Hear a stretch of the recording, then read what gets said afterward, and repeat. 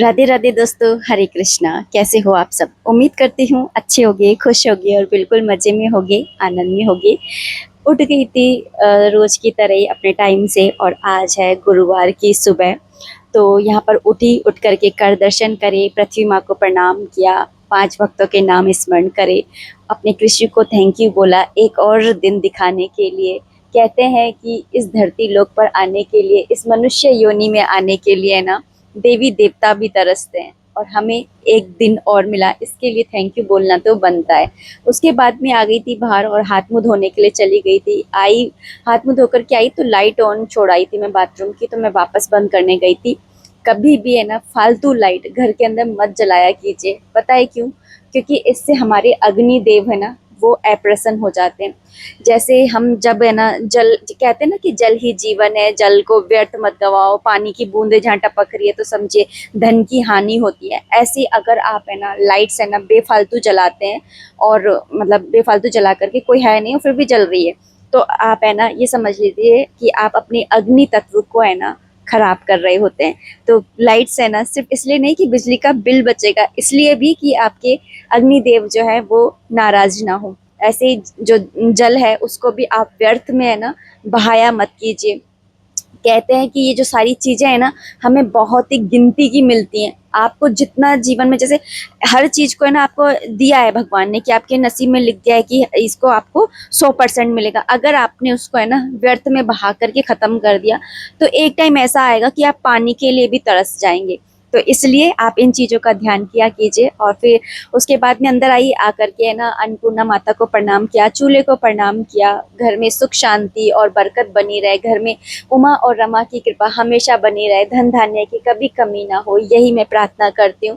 अगर कोई गलती से भी भूल चूक हो जाए तो माता रानी हमें क्षमा करे। उसके बाद में पानी लेकर के और सिप सिप कर करके मैंने यहाँ पर पिया है।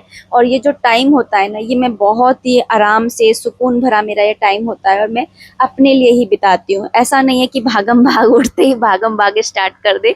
सुबह जल्दी उठने का एक यही फायदा है। सूर्योदय होने का समय 5 बजे का है, और कहते हैं कि उससे 1.5 घंटे पहले है ना ब्रह्म मुहूर्त स्टार्ट हो जाता है। तो आप है ना 3:45 3:30 ऐसे भी उठ सकते हो, लेकिन इतनी जल्दी उठ करके भी मैं क्या करूं, इसलिए मैं 4 बजे उठती हूँ। ये भी ब्रह्म मुहूर्त ही है।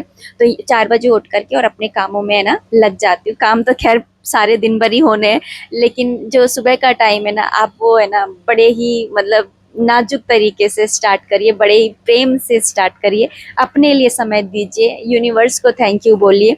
अगर आप ऐसा करते हैं ना तो सच में आप अपनी ज़िंदगी को है ना बदलते हुए देखेंगे। आप बहुत सारे वीडियोस देखते होंगे, या आपने बहुत सारे लोगों से, अपने बड़े बुजुर्गों से भी सुना होगा कि जब हम सुबह जल्दी उठते हैं ना तो उस इंसान को है ना तरक्की करने से कोई नहीं रोक सकता। ऐसा क्यों? क्योंकि है ना उस समय ना, जैसे हमको है ना कोई भी है ना फाइल है ना अपलोड करनी है ना, तो रात के टाइम में आप देखोगे कि है ना वो फाइल इतनी धीरे धीरे स्लोली है ना अपलोड होएगी। लेकिन आप है ना वही फिर है ना सुबह के टाइम उठ करके और अपलोड करेंगे तो वो जल्दी से अपलोड हो जाएगी। क्यों? क्योंकि है ना भाई लोग कम यूज कर रहे हैं। ऐसे सुबह के टाइम बहुत कम, मतलब कि जो है ना कि जीवन में कुछ पाना चाहते हैं, अचीव करना चाहते हैं, वही लोग उठते हैं। बाकी के है ना सोते हैं, रात में पार्टियां करते हैं और है ना फिर सुबह सोते हैं।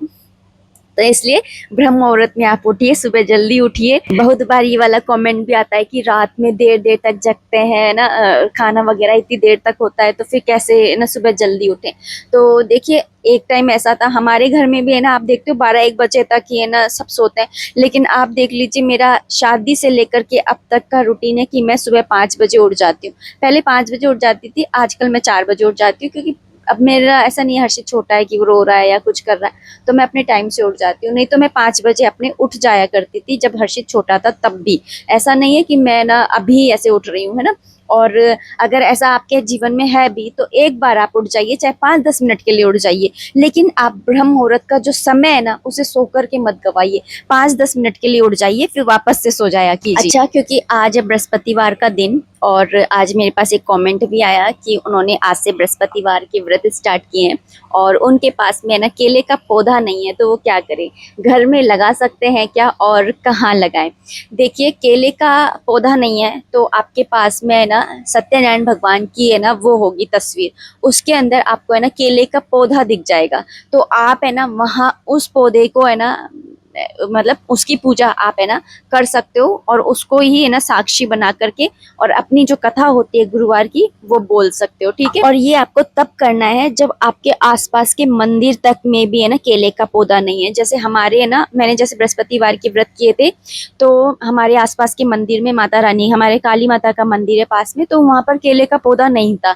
तो फिर मैं इसी तरह से पूजा करती थी है ना भगवान की केले, मतलब बृहस्पतिवार के व्रत में।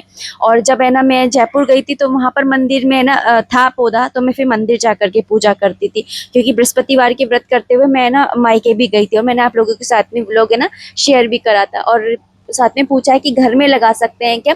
ऐसे कहा जाता है कि केला रहे सदा अकेला, केले के पौधे को है ना अकेला रहना पसंद है, इसलिए ना इस पौधे को घर में नहीं लगाया जाता है। बाकी है ना आप है ना लगा भी सकते हैं, क्योंकि मैंने बहुत सारे ऐसे घर देखे हैं जहाँ पर केले का पौधा होता है। आप अगर केले का पौधा लगा रहे हैं तो आप तुलसी मैया जो है ना उनके बगल में केले का पौधा लगाइए, या फिर एक बड़ा सा क्यारी लीजिए, उसके अंदर केले का पौधा और तुलसी मैया दोनों को ही एक साथ लगा दीजिए, या फिर पास पास में अगल बगल में ना गमले को रखिए, तुलसी मैया का भी और केले का भी, मतलब कि राधे कृष्ण का पौधा हो जाएगा, लक्ष्मी नारायण का, इस तरीके से है ना। जैसे देवउठनी एकादशी पे जब हम है ना शादी कराते हैं तो केले के पौधे, और है ना कई लोग हैं जो केले के पौधे और है ना जो तुलसी मैया है उनकी है ना शादी करवाते हैं, विवाह कराते हैं, तो आप है ना वहां पर रख सकते हैं। और ना आपको है ना जब अगर आप है ना घर के अंदर केले का पौधा लगा रहे हैं तो इस बात का आप ध्यान रखिएगा कि आपको उनकी नित्य सेवा पूजा करनी होगी। आप है ना जैसे तुलसी मैया की करते हैं, ऐसे नहीं कि आप और पौधों की तरह है ना ऐसी पानी दे करके चले जाएं, नहीं, आपको उनकी है ना हमेशा हर बृहस्पतिवार को, चाहे आप व्रत कर रहे हैं नहीं कर रहे हैं, है ना हल्दी वगैरह चढ़ा करके और आपको पूजा सेवा जो है वो करनी होगी। अच्छा, इसी से रिलेटेड एक क्वेश्चन और आया था कि बृहस्पतिवार के व्रत का उद्यापन कैसे करते हैं। तो उद्यापन के लिए आप एक पीला कपड़ा ले लीजिए, एक ब्लाउज का पीस ले लीजिए पीले रंग का, उसके अंदर आधी किलो चने की दाल ले लीजिए, आधी किलो बेसन के लड्डू ले लीजिए, और 11 साबुत हल्दी की जो गांठ होती है ना वो ले लीजिए, और अपनी श्रद्धा के अनुसार है ना दक्षिणा के रूप में 11, 21, 51 ऐसे रुपए रख दीजिए। और केले की जड़ के वहां पर आप रख करके आ सकते हैं, या फिर ना केले का जो पौधा होता है ना वहां पर आप बांध करके आ जाइए, मंदिर के अंदर आपको ऐसा करना है।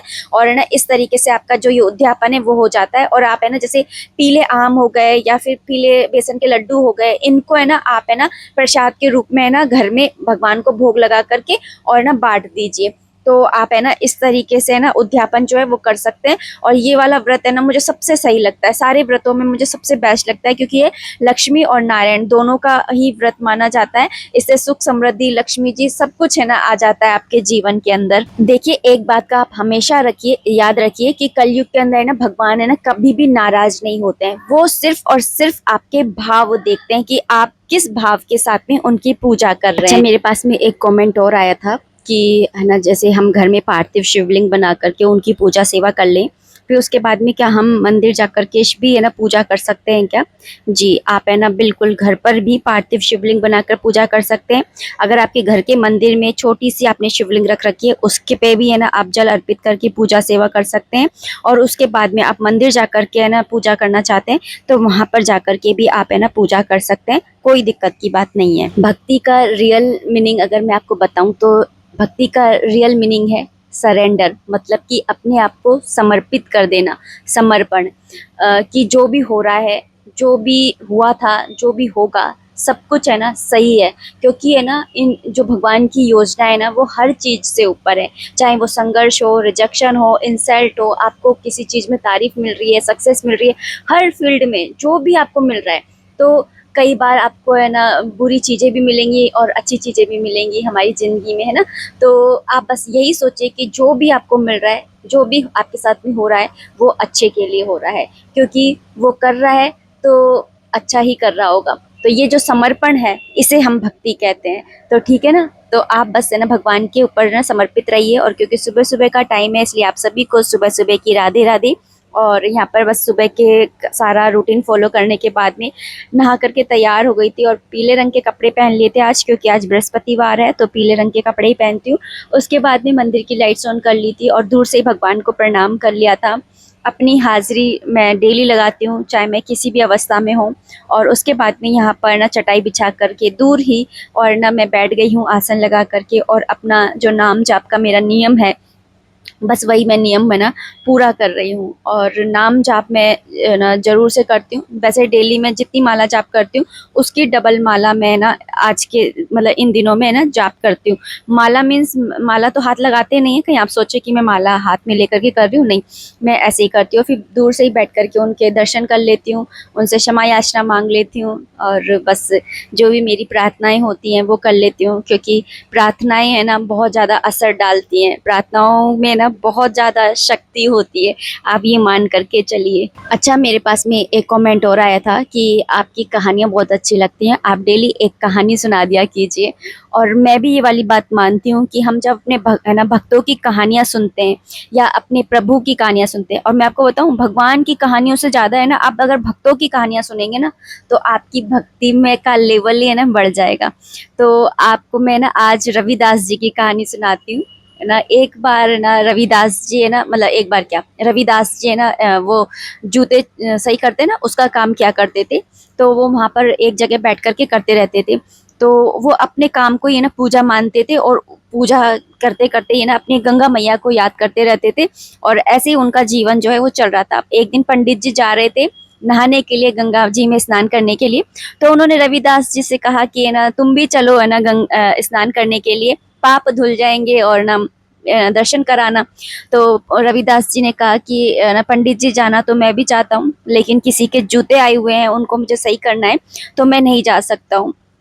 आप ऐसा कीजिए, ये 1 रुपया ले जाइए और गंगा नदी में ना गंगा मैया को दे आइएगा, बोलिएगा कि रविदास जी ने ना अर्पित करे हैं ये।